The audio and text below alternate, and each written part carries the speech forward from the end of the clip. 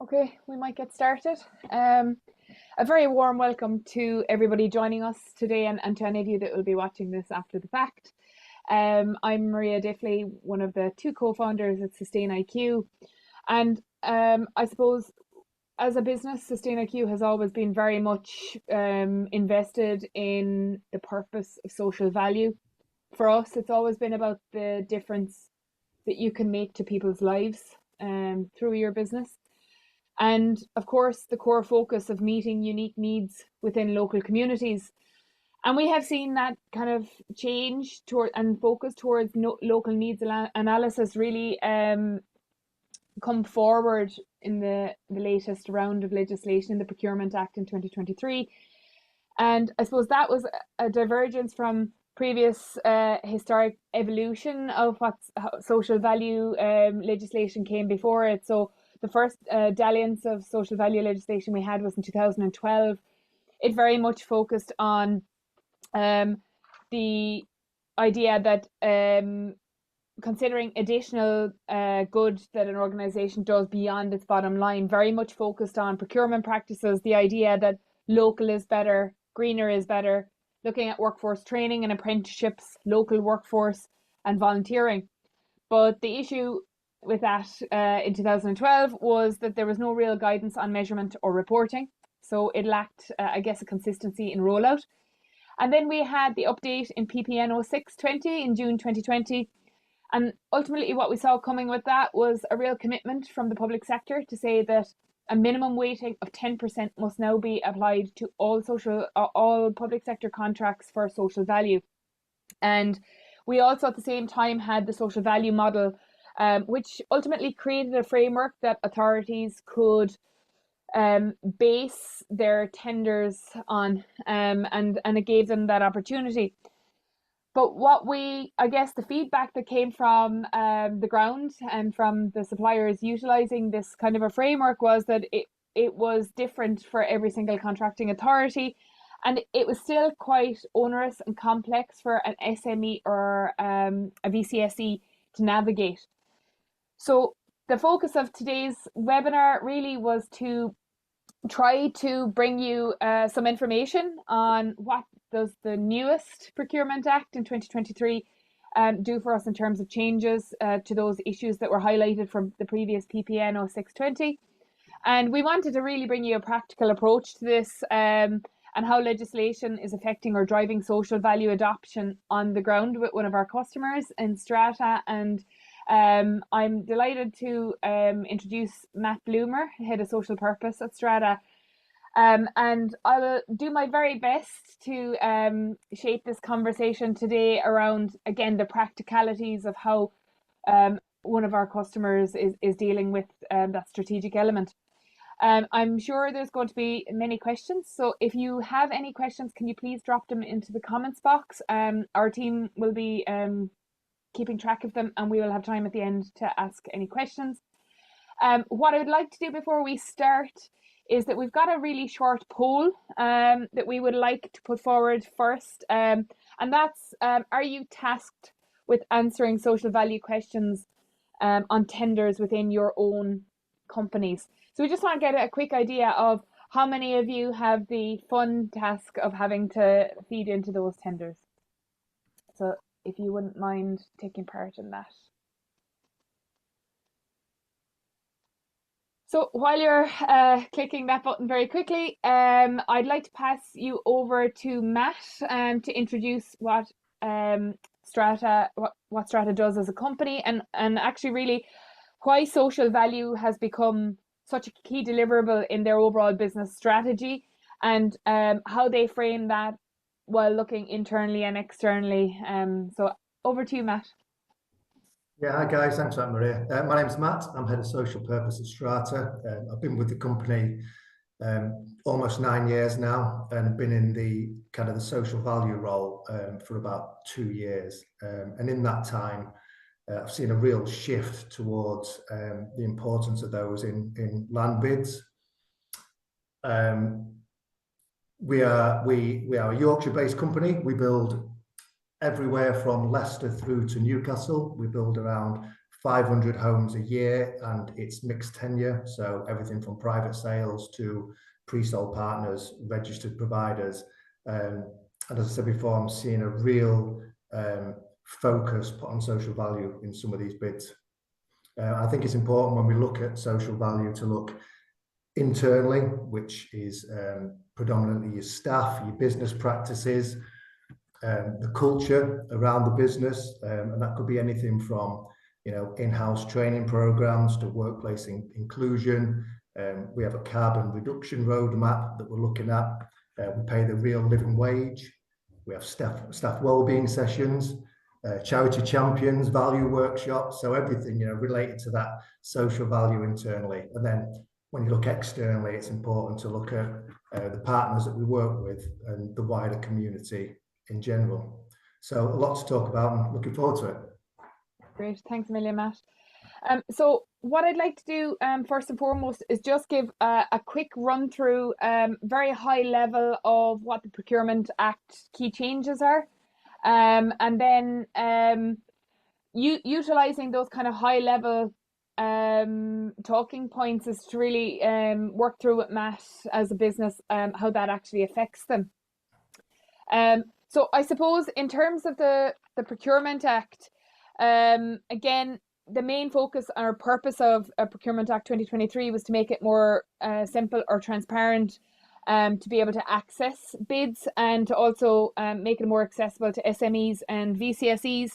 It was originally meant to come out in October 24, and of course with the new Labour government, it was held off until February 25, and they've done a piece of work to align it to the Labour government's 5 kind of mission statements, which is to kickstart the economic growth, green energy superpower, and taking back our streets, breaking down barriers to opportunity, and to build an NHS for the future. And there's a real focus within this new Procurement Act, where we need to meet the unique needs of local communities. And with that comes the ability to showcase that you have done local needs analysis. So it's no longer a one size fits all. And I guess, that doesn't mean, and it's something we'll talk about in a wee bit with Matt, that you cannot be smart about how you do this. Many of the KPIs that we see our customers are set can actually feed into each other. They don't have to be standalone activities or elements. And actually, we would suggest that there is greater value by making all of those speak and interconnecting them.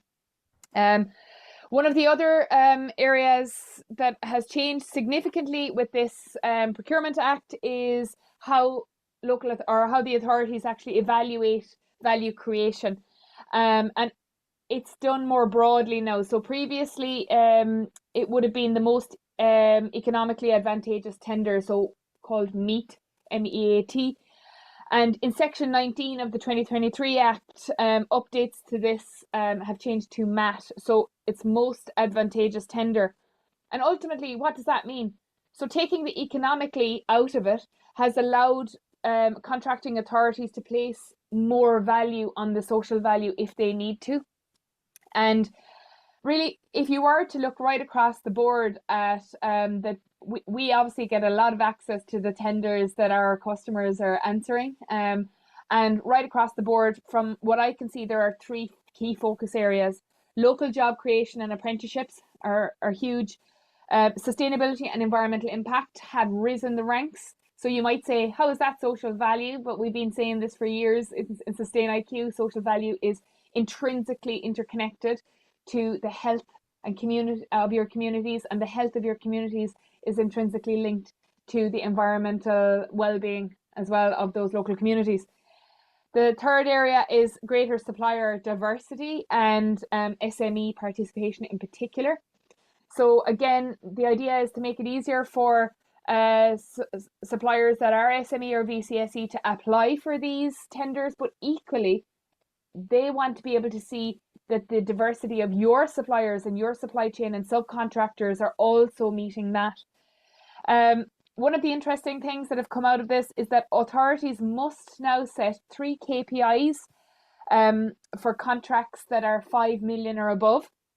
They must have an annual review for the contracted project. So that's like a progress assessment. There must be public reporting on those KPIs for the contracts that are 5 million and above.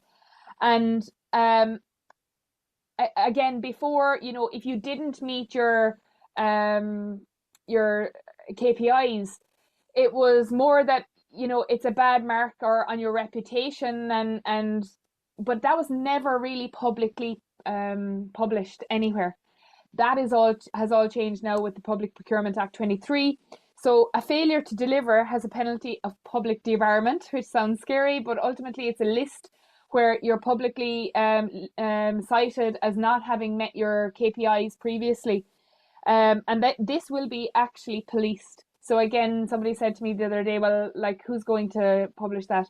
We do have a new procurement review unit, the PRU, specifically set up for this purpose. The good news is, with that debarment list, it offers a first port of call for any of you to check your own suppliers.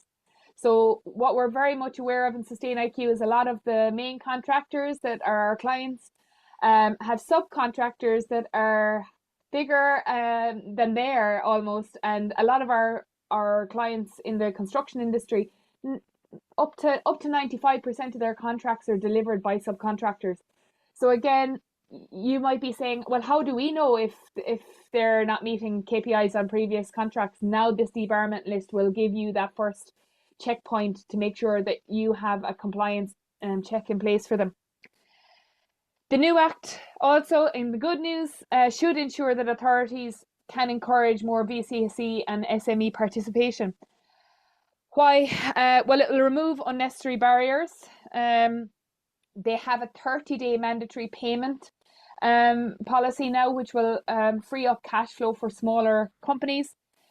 There's also a real focus on contract lotting. So previously, where you might have had one large contract put forward by an authority, they're being encouraged to break that into smaller contracts to allow that to appeal, I guess, to the size and scale of an SME.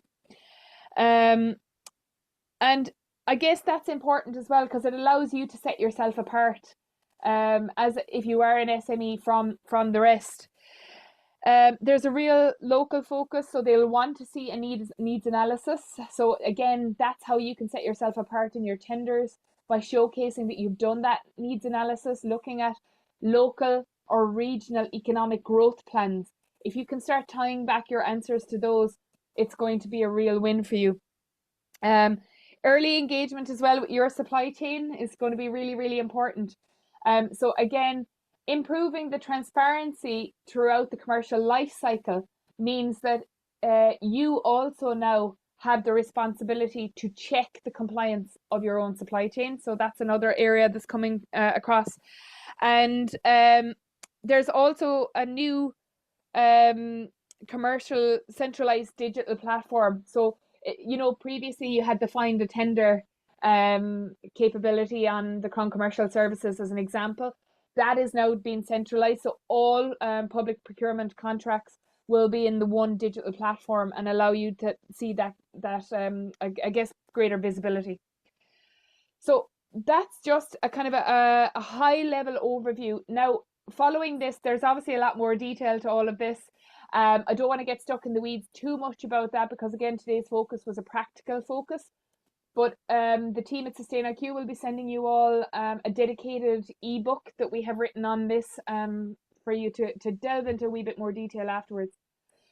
But I wanted to bring this back, I guess, now with that focus and the changes within the Procurement Act, Matt, in terms of the emphasis, I guess, on that legal compliance element, that how has that shifted the mindset within maybe senior management and your leadership to include social value up there as part of your like your everyday business, you know, and that business strategy?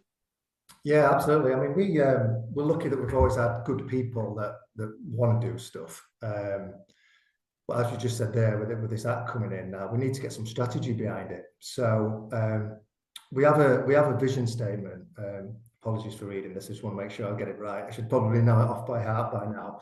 But it's to become a market-leading home builder underpinned by our sustainability and social value credentials. So sounds great, but ultimately, what does it mean? You know, we know that homes will be our legacy, but for us, we're a family-run business, so it's people that matter for us. All our developments are designed with the planet in mind, with this, you know, on the sustainability theme there, and ultimately we want to create kind of healthy, resilient communities. That's the plan. But there's a lot of education around that. So we have a sustainability committee that's at board level. Our chief executive chairs that.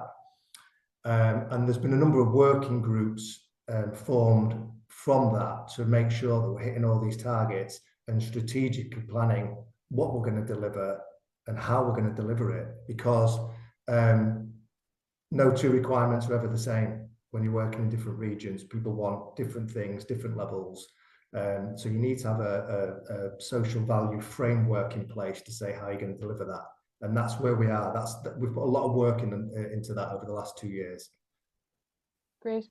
And as a nice segue into that, one of the things myself and Matt were talking about last week was that idea that, you know, depending on the client you're working for, you could be asked for very vastly different targets, and you could have, you know, for instance, 2 housing schemes, both worth 50 million, but because they're in different regions or different local authorities, that actually you're being asked for very vastly different things.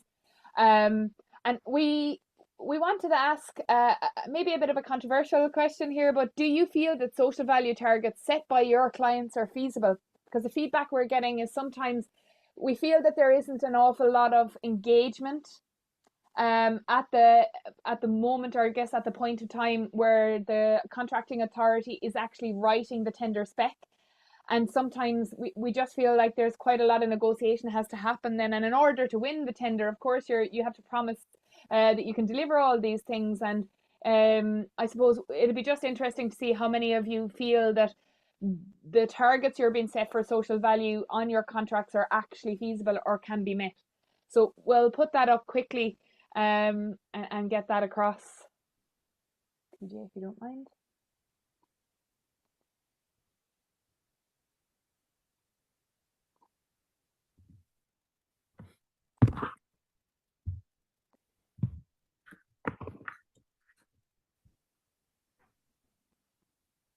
So while we're gathering those results, I think, Matt, how has social value, how have you seen social value influencing tender scoring or evaluation? Have you seen it coming in a lot more into your tenders, and what are the kind of things that, you know, you've had to do to try and set yourself apart? Yeah, absolutely. You know, some kind of up to 30% of the bid, and we've got to ensure that we've fully researched the area. Just to go back to the local needs assessment that you mentioned earlier on, it's really important that, you know, what we're offering fits them. There's no point in me going in with an offer around social value that doesn't meet any of their KPIs. So we'll do a full local needs assessment of that area prior and put that in as part of our land bid. Early engagement is a must because they've got to sometimes understand your business model as well.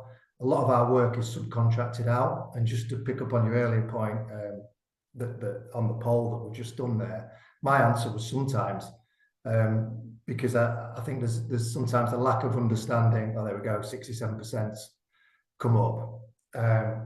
You know, there's this term social value, and we've had 2 separate bids in 2 separate regions, similar sized developments.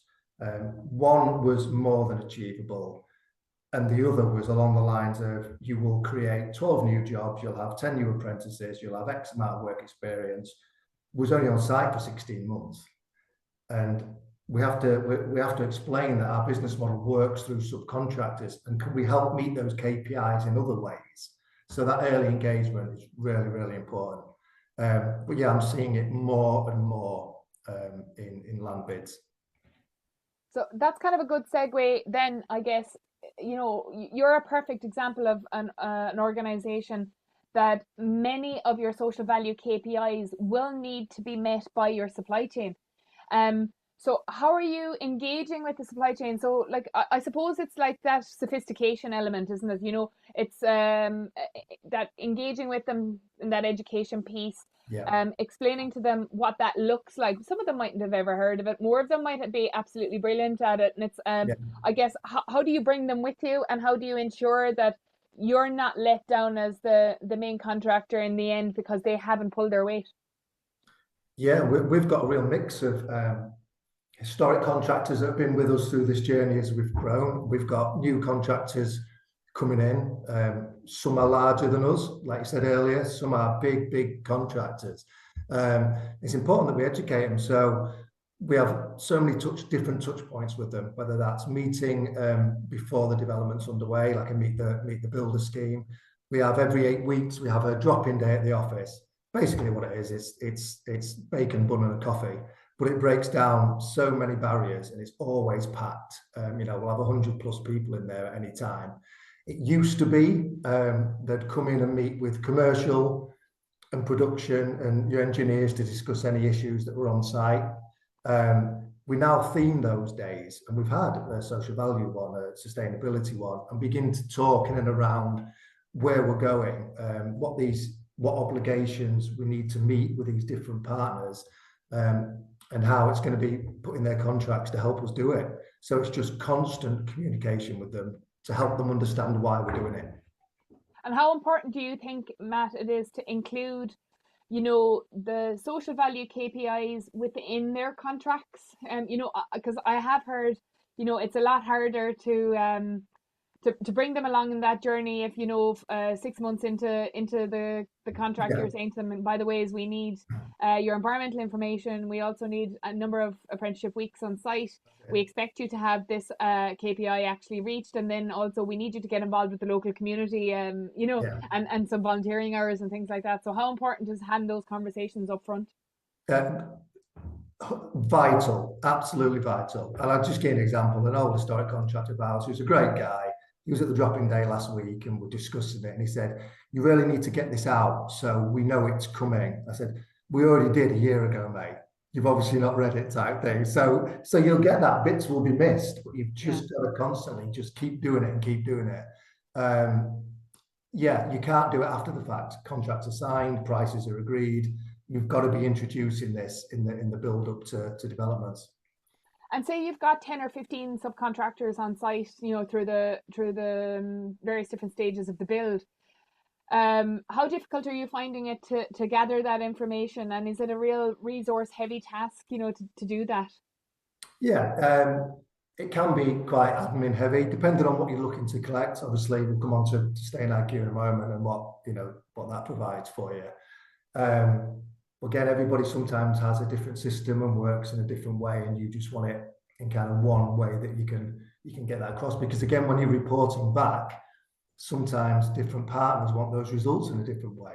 Yes. So the good thing about SustainIQ, it is a system kind of one stop that catches all. And if we want to give them the data, we can. But if we want to kind of tell the stories with the pictures and the story behind it, we can as well. Yeah. And look, we've thrown this slide up because one of the really important parts of this new Procurement Act is the buck does stop with you as the main contractor. So, for instance, if you don't meet a KPI because your subcontractor hasn't met their element of it, so say, for instance, you've been tasked with putting, you know, 15 apprentices on site, you know that actually from Strata's perspective, you've got one, and all the rest are coming from your supply chain, then, and they've let you down. Ultimately, the contractor's with you at the end of the day, and you're the one that will end up in the debarment list. You know, there's a lot of our customers are quite afraid of how do we keep on top of this.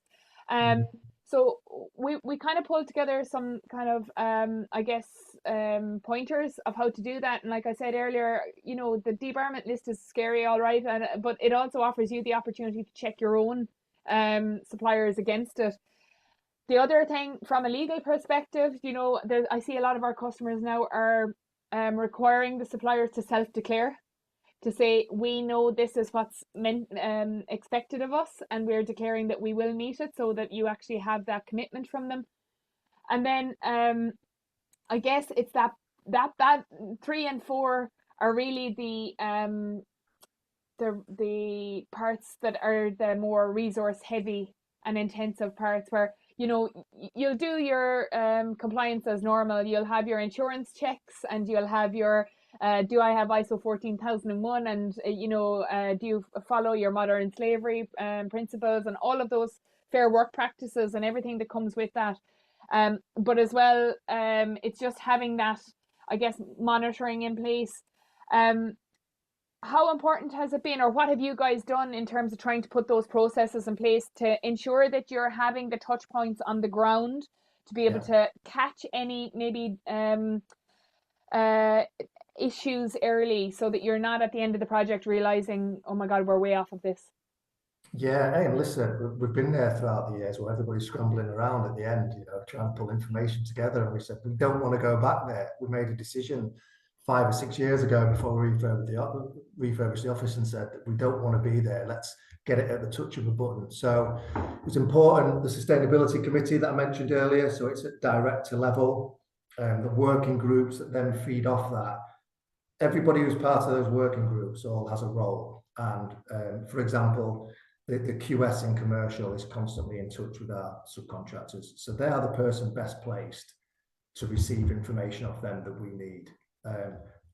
Site sign-in system. It was only a few years ago we were taking handwritten things that look like doctor's writing, trying to decipher who was who and when they'd been on site.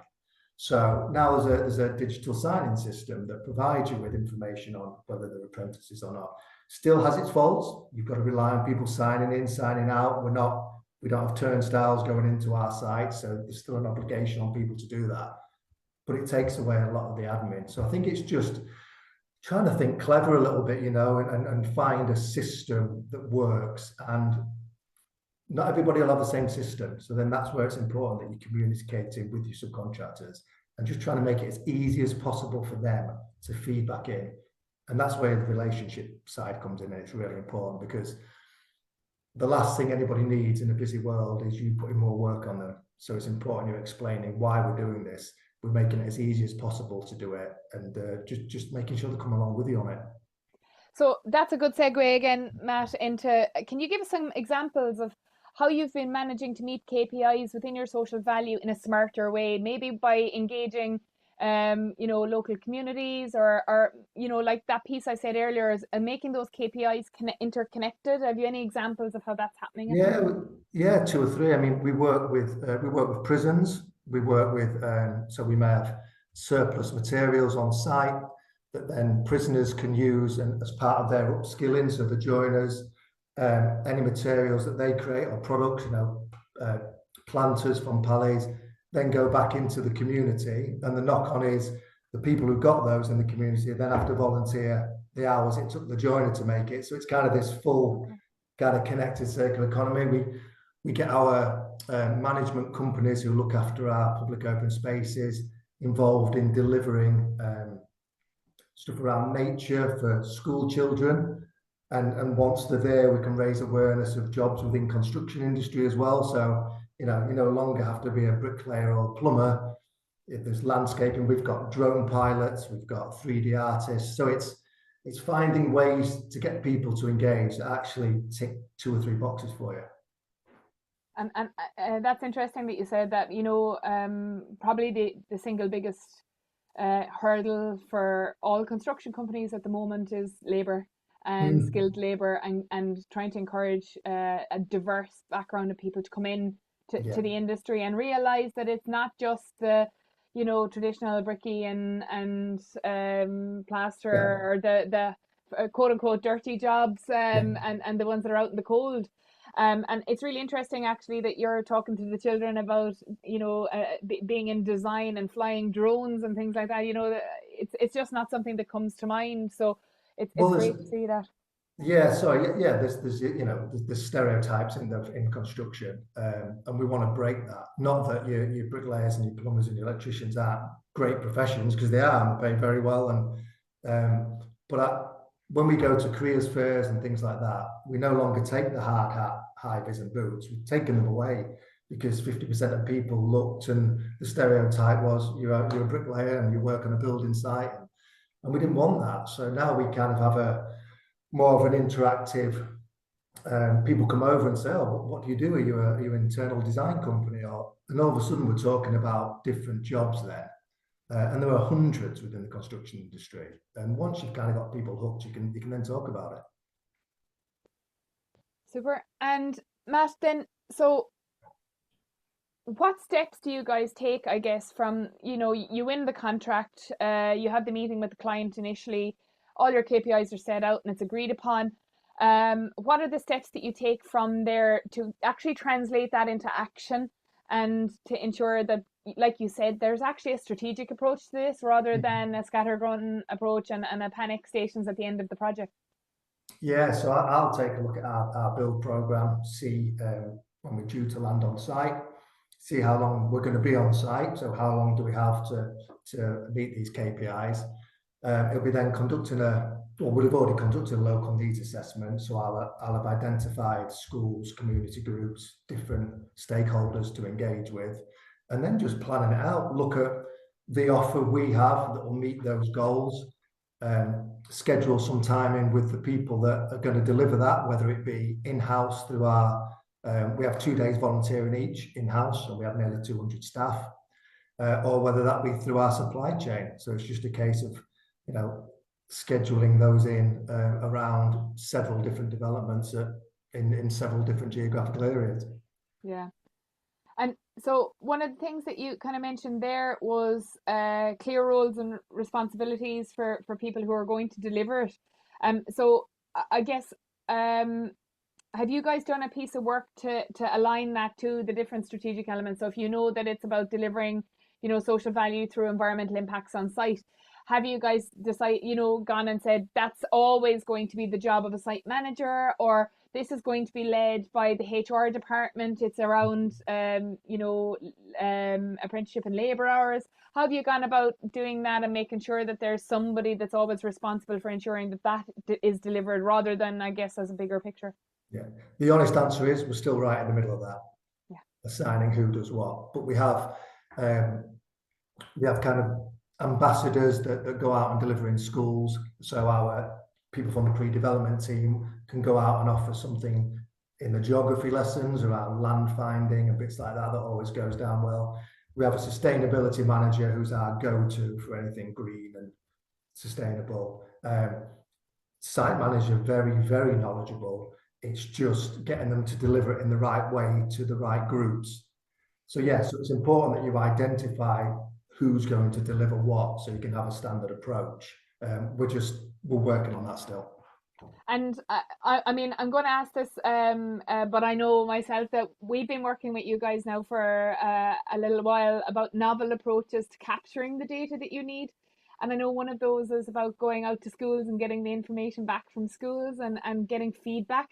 So again, for us in SustainIQ, it's so important to get qualitative feedback as well as having the quantitative.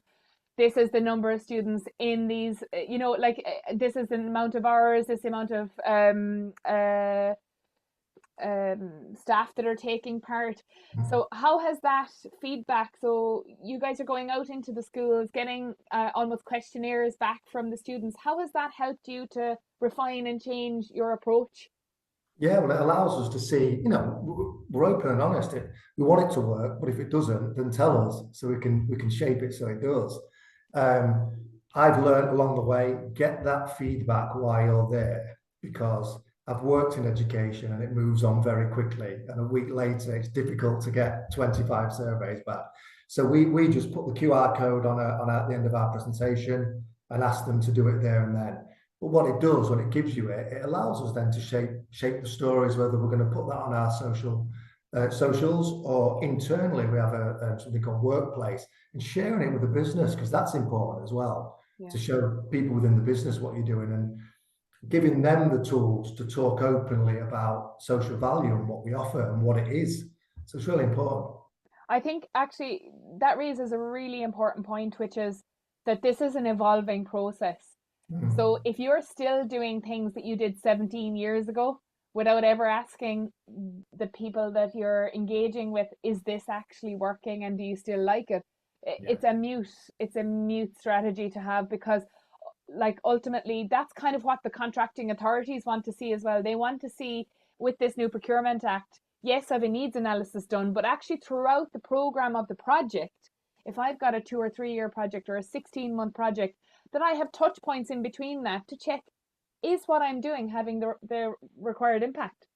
And we would have, construction companies as clients that have 10 and 15-year projects, and their social value targets, short term, medium, and long term, and they need to have those things set as kind of breakpoints to actually analyze if the program is working, and if it's That's, if it's reaching the right people, so again, I think that's actually a really strong position to write into a tender, is to show that you already have those processes for feedback in place, and yeah, it shows that your focus is on delivering on more than just, I guess, the run of the mill day to day, and this is what we've always done situation. that's it. um so yeah, I suppose, like, just one thing that I kind of wanted to touch on from a SustainIQ aspect there. Look, things that we see our customers struggling with, and you've mentioned a few of them, is the ability to capture that data. So if you've got 95% of your contract delivered by subcontractors, reaching out to all of them, they might be trickling through information on emails, and it's an absolute headache to have to try and pull that together in a manner that can actually be reported on.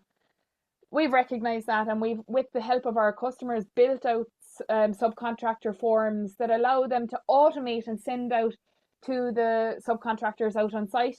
It's a new enough and again constantly evolving. So we've added things there like materials deliveries, which allow EPDs to be uploaded, and so there's a lot more than just social value being captured in these forms. But it just means it's not trickling through on email; it's coming directly into the system, and you can see where there's gaps. I guess the other piece is very much about compliance. So a lot of our customers would have procurement software in place where they do the pre-quals with their subcontractors and suppliers, and they have that certification and all of that there. But equally, we can do that through SustainIQ as well. So we send out questionnaires that include GHG, carbon questionnaires, your compliance certificates, and also anything around your social value as well. So again, it's just about bringing that into the one place, and like you said, lifting the weight off of your teams that are already under pressure, and utilizing technology smartly. And whether that's at SustainIQ or not, there are ways to do that, and that's part of what we have done. With you guys sitting down and looking at your processes. Where does the data sit in the first place? Are we capturing the right data, and how do we make that as automated as possible? And I suppose the other piece then is the comment you made earlier. Every region and every customer has a different need, and you might have some people that are using the hacked framework or the toms framework, or you might have, up in Scotland as an example, they have their completely separate kind of social value framework. Here in Northern Ireland, we have the buy social through the Strategic Investment Board. So again, what we've done is we don't peddle any one framework. We have set up almost a self-build target builder that will allow you to put in what your KPIs are and report against that, so that it doesn't matter if you have one site, you could be reporting on 3 different frameworks on the one site. Quite a lot of our customers would have the contracted framework and they also then might have an overall framework for the whole company. So they might be utilizing, say, 2 or 3 of the free TOMs for the whole company as their baseline, and they would be able to report on that across the entire thing. So again, it's just looking at how do you make that centralized data set work for you, rather than having it in lots of different places at the same time. So I just wanted to talk a wee bit about that. And then finally is the piece about integrations. I'm a big fan of integrations. So you spoke a bit earlier about the sign-on to site. We have an awful lot of customers now that have integrated with us the likes of Datascope, BioSite, One Breadcrumb, and Index. as examples. So when a staff member is inducted, they fill in their information about where they're traveling from and how they're traveling. And then every time they log into site, we're able to capture the number of hours they've worked on site and the carbon associated with their travel. So again, that's an automated process where previously it would have taken manual updates an awful long time to do that. There's somebody, you could have somebody dedicated full time in that job, in fairness. So I just wanted to talk a wee bit about that before we head off. And obviously that if anybody here would like to see how we're helping other customers to I guess tackle those kind of problems around the data and trying to make their lives a wee bit easier, please do contact us afterwards. So I'm conscious of the time and we're just kind of coming up to the 45-minute mark here. So again, I just wanted to check, is there any questions from anybody else? Do we have questions in the chat, PJ?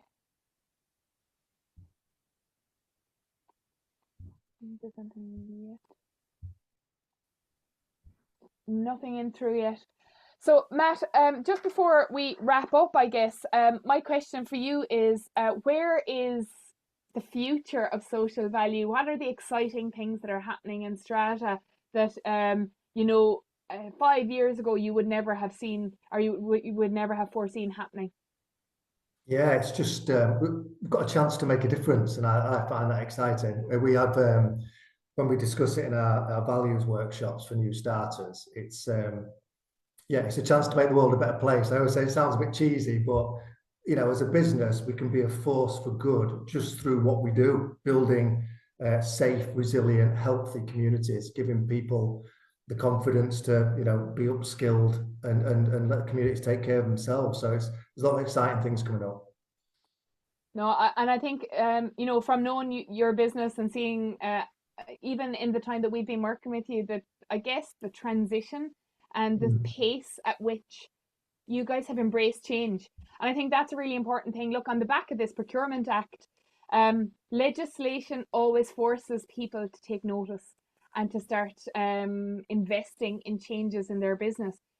But actually, with those, I guess, forced elements, there's also real opportunity. And ultimately, if we look at this Procurement Act as an opportunity to diversify our supply chains, bringing more SMEs in, it's better for the economy, but it's also, I guess, in the long run, an ability for us as companies to set ourselves apart from the competition. If you're getting, like you said, up to 30% of your bid is focused on sustainability and social value, you can only compete so much on price. And there's 30% that's available to you to make a real impact to the assessor and to showcase why we are actually best in class to work with. And obviously Strata has invested in that heavily, even with your mission statement now and your vision statement, to actually include that. And it's part of how you do business now. So I think it's great, and like how you've embraced how you can integrate that within the day-to-day running of the business is incredible. I think it's important, that you embed it in the culture, not to be fearful of change, because you've got to be agile in today's world to survive. It's as simple as that. So we went through a big change 7 or 8 years ago, a shift in the business. Even opening the offices up to an open plan office was a big step, for people for 20 years had worked in their own little space. So, but it's the way of the world now, and there's exciting opportunities through it. So yeah, don't fear it, just do it. And just one last question. How have your staff responded to being asked to do more? Positively, on the whole. There is a mix. You can't make any more of a statement as a business to say, this is where we want to go, and we're going to give you 2 days a year within your work time to do it, because that's a lot of days where staff are out the office. But then again, Box clever with it. Why not use it as a bit of a team building day? So I got asked the other day, can we go and volunteer at a donkey sanctuary? I'm like, yeah, you can for me. I said, well, let's think about it. Is it in and around one of our sites? Yes. Well, how about we do a schools visit in the morning and talk about jobs and do a bit of a kind of a speed networking, talk about jobs in the industry, then go and feed the donkeys in the afternoon. And what we've done there is actually hit kind of two areas, and they're like, yeah, great, sounds good. So it's just find ways to make it work, because it's not new, but it is, because now it's, you have to be completely transparent with it. So it's important that yeah, people will embrace it. People will embrace it. And did I hear on the grapevine that there's actually an event happening today, and actually, you have to scoot off to shortly after this, I think, is it? Well, they've changed the date, but yeah, it's happening race across the UK. So we have it. That's one of the other arms we have. It's through our charity arm. We have people champion those events. So they come and say, can I run a football event? Can I run a skydiving event? Can I run several different events throughout the year? And getting family, friends, charities, community involved. It's just another way of adding social value. Brilliant. And like that ability for your staff to actually feed back to you what they'd like to get involved in, again, that feedback loop is so, so important. And the business of giving staff, you can do this on a work day. It's no longer taking your weekends up when you've got to get the kids to football, etc. Exactly. Very good.